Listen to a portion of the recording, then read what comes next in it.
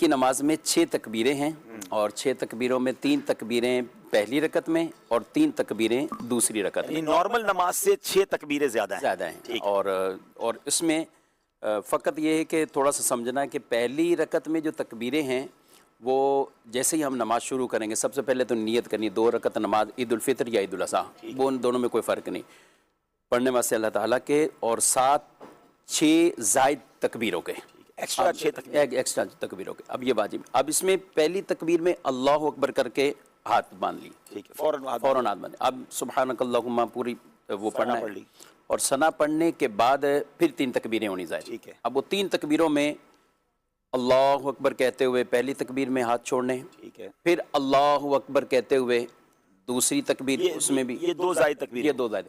अब तीसरी है अल्लाहु अकबर करके हाथ बांध लेने, यानी 2 तकबीरों में हाथ छोड़ें और तीसरी में बांध लेने। बल्कि मैं आइमा मसाजिद से भी कहूँगा कि आपकी उस आवाज़ से भी लोगों को थोड़ा सा ये महसूस हो जाए कि यहाँ छोड़ने हैं यहाँ बांध रहे हैं, थोड़ी आवाज़ उसमें थोड़ी सी तकबीर इस अंदाज से कर लें और इसमें थोड़ी सी, यानी उसमें अल्लाहु अकबर ये किया, ये तवील कर दी। अब जहाँ हाथ बांधने हैं तो वहाँ पे अल्लाहु अकबर, तो यूँ करके तब लोगों का भी एक ठीक हो गया। अब उसके बाद तिलावत होगी, किरात होगी और पहली रकत सूरह फातिहा जो भी सूरत पढ़े इमाम साहब तो वो ख़त्म होगी। फिर दूसरी के लिए जब खड़े होना है तो पहले तिलावत होगी, दूसरी में पहले तिलावत होगी, सूरह फातिहा सूरह कोई भी सूरत मुबारक वो पढ़ेंगे, इमाम मुक्तदियों को खामोश रहना है, ठीक है, और फिर 3 तकबीरें कहनी, फिर लगातार जो 3 तकबीरें उनमें तीनों में अल्लाहु अकबर कहते हुए हाथ को छोड़ देना, फिर अल्लाहु अकबर, फिर हाथ छोड़ देने, फिर तीसरी तकबीर अल्लाहु अकबर, ये हाथ छोड़ा है, 6 पूरी हो गई, ये 6 होगी पूरी। अब रुकू की तकबीर अल्लाहु अकबर कहते हुए, उसको भी उसी तरह अगर शॉर्ट तकबीर कर दे तो पता चल जाएगा कि अब रुकू में जाना है, रुकू में जाना है, ठीक हो गया।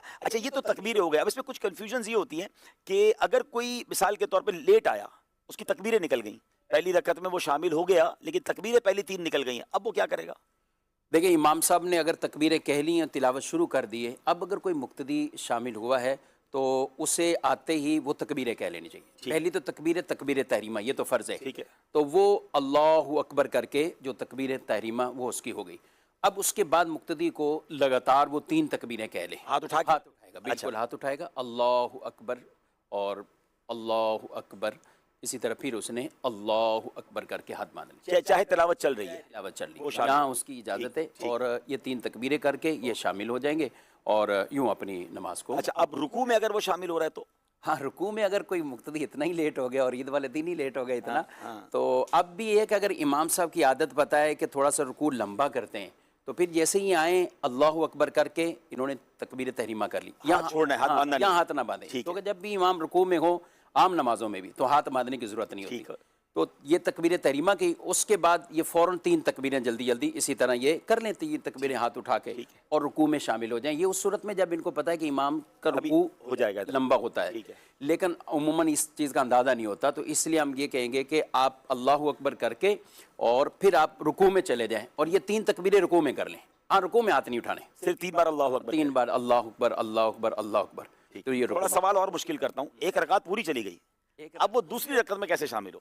हाँ, एक रकत पूरी उसकी चली गई है तो ये तो आसान है, ये मुश्किल नहीं है। हाँ, क्योंकि उसको अपनी रकत पढ़नी है, हाँ, और वो अपनी उसको उसी तरह ही पढ़नी है। जब वो खड़ा होगा, हाँ, तो उसमें वो पहले तकबीरें कहेगा और उसके बाद सूरह फातिहा और जो भी सूरत इखलास उसको पढ़नी है, तो वो यूँ करके अपनी नमाज तकबीर उसमें भी कहेगा। अच्छा, इसी तरह इसका मतलब कोई दूसरी रकत के आखिरी कायदा में शामिल हुआ, दोनों रकतें एक तरह से चली गई हैं, वो अपनी उसी तरह पढ़ेगा, 2 रकत उसी तरह पढ़ेगा कि 3 तकबीरें पहली रकत में, 3 तकबीरें दूसरी रकत में करके 6 पूरी करेगा। उसमें तिलावत से पहले, पहली रकत में तिलावत से पहले और उसमें तिलावत के बाद।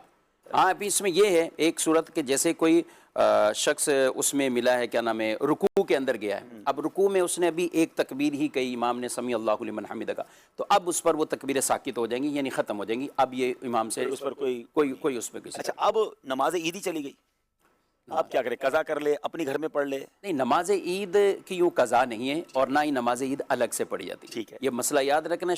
ईद की नमाज है तो वो वाजिब है अपनी शराइत के साथ, शहर में किसी जगह भी हो रही हो तो उसको वहाँ जाना ज़रूरी होगा, ठीक है, यानी ये हम देखते हैं हमारे कराची शहर में 6:55 से लेकर 10 बजे तक नमाज़ें हो रही होती है, तो आप किसी भी जगह पे, और जुम्मे के भी यही हुक्म है, जुम्मा भी कभी किसी का अपने महल्ले में रह गया तो उसको किसी और जगह ये जाना लाजमी है, वो उसकी जगह ज़ोहर नहीं पढ़ सकता। हाँ, जब सब जगह ही होगी कि कहीं भी अब उम्मीद ही नहीं है तो अब वो ईद वाले दिन चाश्त की 4 रकात पढ़ लें। अच्छा, जो ईद ना पढ़े ना, लोग बड़ा बुरा भला कहते हैं, यार कमाल आदमी ईद भी नहीं पढ़ी, लेकिन फजर नहीं पढ़ी उसका कोई ख्याल नहीं है, तो फजर की नमाज तो फर्द है ना मुफ्ती साहब? जी वो बिल्कुल, ज्यादा आज़मी जरूरी से है। बात ज़्यादा ज़रूरी है फजर की, और उस दिन तो मुस्तहब्बात में से मोहल्ले की मस्जिद में बाकायदा उस नमाज को अदा करना।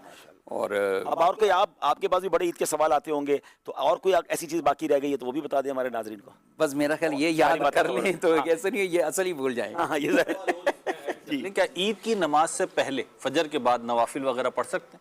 हाँ, ईद वाले दिन ये मुमानत है, चाहे इशराको चास के नवाफिल या कोई भी नवाफिल हैं, तो ईद की नमाज से पहले ना मर्दों को इजाज़त है और ना ही औरतों को। अच्छा। यानी जिनको ईद की नमाज नहीं है उन पे वाजिब, वो घरों पे भी नवाफिल इशराक वगैरह चाश नहीं पढ़ेंगे उस दिन।